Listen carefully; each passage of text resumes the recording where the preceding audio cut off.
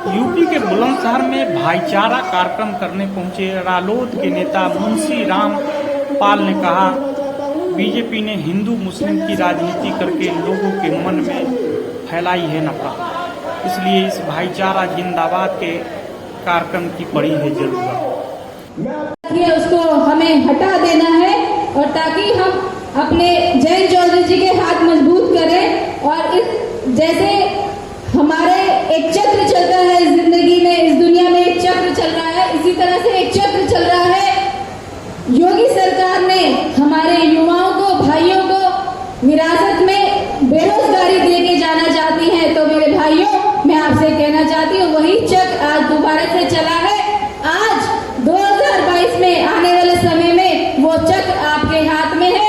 जैसे उन्होंने हमारे भाइयों को बेरोजगार किया है, आने वाले समय में हम योगी को भी बेरोजगार करेंगे। सम्मेलन है, जोर से नारा लगाना है, भाईचारे के हिसाब से नारा लगाना है। चौधरी अजीत सिंह जी, चौधरी अजीत सिंह जी, जयंत चौधरी जी, जयंत चौधरी साहब ने जो इस समय की मौजूदा प्रदेश और देश की सरकार की हालत है, जो भाईचारे को छीन भीन कर सत्ता पे काबिज बनी रहना चाहती है, जो हमारे नेता स्वर्गीय चौधरी अजीत सिंह साहब हमारे लिए छोड़ गए कि जब तक भाईचारा नहीं है तब तक किसान और मजदूर मजबूत नहीं है। तो जो उसमें आप लोगों ने हमारे राष्ट्रीय नेतृत्व में जो हमको निर्देश दिया, उसके का पालन करते हुए जो आप इतनी बड़ी संख्या में यहाँ उपस्थित है, मैं आप सबका धन्यवाद देना चाहता हूँ, आप सबका आभार व्यक्त करना चाहता हूँ। भाइयों, इस समय की मौजूदा सरकार है, देश जिस समय आजाद हुआ है, लाखों हमारे तमाम बुजुर्गों ने कुर्बानियां दी हैं, यातनाएं सही हैं, और तब देश आजाद हुआ और देश आजाद होने पर बाबा साहब ने इस संविधान का निर्माण किया। और इस संविधान के निर्माण में, क्योंकि उससे पहले जो राजा पैदा होता था वो मां की कोख से पैदा होता था, और जब देश आजाद हुआ है तो राजा बनने का अधिकार, संवैधानिक अधिकार आपके हाथ में दिया गया, वो वोट का अधिकार। लेकिन उस वोट को ये नहीं समझ पाते कि हमारा किस समय क्या वोट कहां जाना चाहिए, जिसकी आज ये मौजूदा सरकार, जिन्होंने चुनाव से पहले आपको एक भ्रष्टाचार मुक्त देश देने की वायदा किया था, नौजवानों को बहुत बड़ी संख्या में 2-2 करोड़ प्रतिवर्ष रोजगार देने का वायदा किया था, तो उनके भ्रष्टाचार का तो प्रमाण एक बहुत स्पष्ट है, जिस पर उन्होंने कहा था कि तमाम पिछली सरकार के भ्रष्ट नेताओं का पैसा जो स्विस बैंकों में पड़ा है, वो इतना पैसा है कि एक एक व्यक्ति के हिस्से में वो 15-15 लाख रुपए आ जाएंगे। तो हमारे देश की जनता ये समझ बैठी कि स्विस बैंक में जो काला धन पड़ा है, यदि मोदी जी की सरकार आ जाएगी और ये पैसा लाकर हमारे हाथों में दे देगी, तो जनता ने जो भ्रष्टाचार जो मुक्त करने का उन्होंने वायदा किया था, उस पर यकीन किया।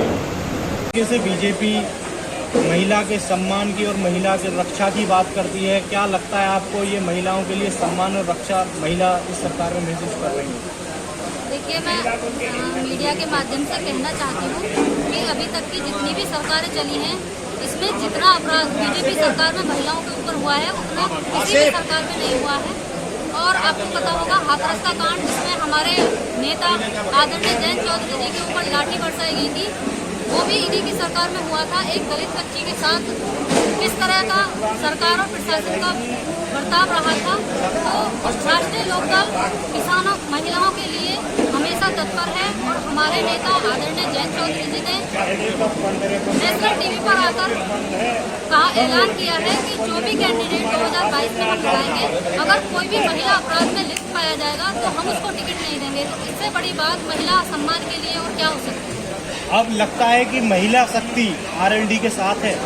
बिल्कुल, जब हमारे नेता महिलाओं के लिए लाठी खाने का काम कर रहे हैं, तो महिलाएं कैसे पीछे हट सकती हैं। महिलाओं को पूर्ण विश्वास है कि राष्ट्रीय लोकदल में वह सुरक्षित है और महिलाएं आगे बढ़ेंगी। हमारे नेता कहते हैं कि जब तक महिलाओं का प्रतिनिधित्व संसद में विधानसभा में, लोकसभा में नहीं होगा तब तक महिलाओं का सशक्तिकरण की बात करनी खोखली है। पार्टी का नारा इस वक्त क्या चल रहा है? क्या देखिए, हमारे बहुत सारे प्रोग्राम चल रहे हैं, न्याय यात्रा भी चल रही है जिसमें महिलाओं के प्रति अत्याचार हो रहे हैं, दलितों के प्रति अत्याचार हो रहे हैं, उनको न्याय दिलाने के लिए एक प्रोग्राम चल रहा है। भाईचारा जिंदाबाद का एक प्रोग्राम चल रहा है जिसमें हम सभी को जोड़ने की, सभी को साथ लेकर चलने की नीति बना रहे हैं और लोग जुड़ रहे हैं। अब देखिए, राष्ट्रीय लोकदल का जनाधार दिन पर दिन बढ़ता जा रहा है। क्या लगता है कि जिस तरीके से राष्ट्रीय लोकदल में महिलाएं भी कार्य सेवा कर रही हैं, जिस तरह से पदाधिकारी के रूप में हो या किसी कार्यकर्ता के रूप में हो, तो क्या लगता है कि 2022 को चुनाव को लेकर किस मूड से पार्टी काम कर रही है अभी? इस बारे में मैं यही कहना चाहूँगी कि सिर्फ राष्ट्रीय लोकदल पार्टी ही एक ऐसी पार्टी है जिसमें महिला इस वक्त अपने आप को सुरक्षित महसूस कर रही है और पूरी तरह से हमारे जो नेता हैं श्री जयंत चौधरी जी, उन्होंने पूरी हम महिलाओं को पूरा सम्मान देते हैं और आने वाले 2022 में पूरी तरह से हमारे सम्मान के साथ पार्टी के साथ उन्हें हम महिलाओं को जोड़ के रखा है और महिलाओं को पूरा उन्होंने स्कोप दिया है आगे बढ़ने के। हमारा कहना यही रहता था कि जब तक किसानों की सरकार नहीं होने की, तब तक आपकी बातों को सुनने वाला नहीं है। वो सरकार की हठधर्मिता बहुत स्पष्ट है कि 10 महीने से किसान सड़कों पर बैठा है और सरकार से राष्ट्रीय लोकदल किन मुद्दों पर सरकार बनाने की बात करती है? जो मुद्दे हैं, किसानों मजदूरों की लड़ाई को लड़ने का मुद्दा हमारा रहा है, उनकी लड़ाई को लड़ेगी। आरएलडी सत्ता में आती है तो युवाओं के लिए क्या करेगी? नौजवानों को रोजगार मिले, उसके लिए जो भी योजनाएं उनके लिए उनका हक मिलना चाहिए, करेंगे।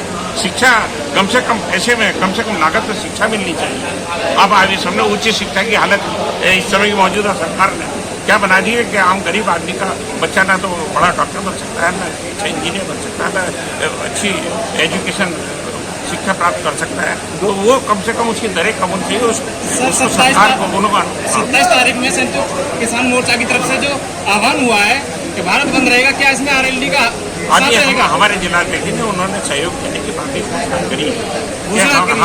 हाँ, कि हम उनका सहयोग करेंगे जो भारत बंद में किसान उसको बंद कराने उसमें उनका सहयोग करेगा।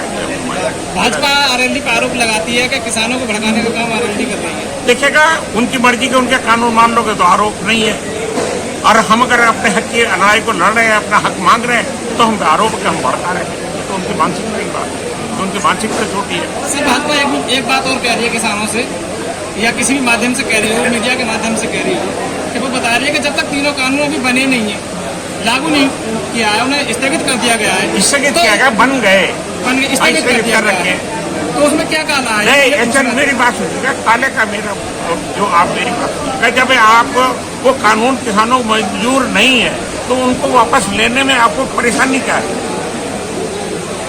यह है आदमी का अपना अपना कहने का ढंग है, जो कानून किसान को मंजूर नहीं है तो उसे आप क्यों जबरदस्ती ठोक रहे हैं?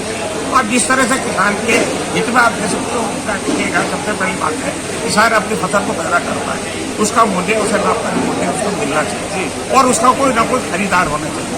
अब आप गेहूं की बात हालत की, भले एक सरकार ने 2000 प्रदान कर दिया, लेकिन बाजार में 1600 रुपये मिल रहा है। 2022 के चुनाव को लेकर आरएलडी की क्या प्रक्रिया, क्या नीतियाँ चल रही हैं? ये नीति तो है कि जो हम जनता से कहेंगे। भाईचारा सम्मेलन जो चल रहा है, भाईचारा सम्मेलन उत्तर प्रदेश में ही चल रहा है या अन्य राज्यों में भी चलाया जा रहा है? देखिएगा, इस समय हम उत्तर प्रदेश में हैं, उत्तर प्रदेश में भाईचारा पूरे देश में होना चाहिए।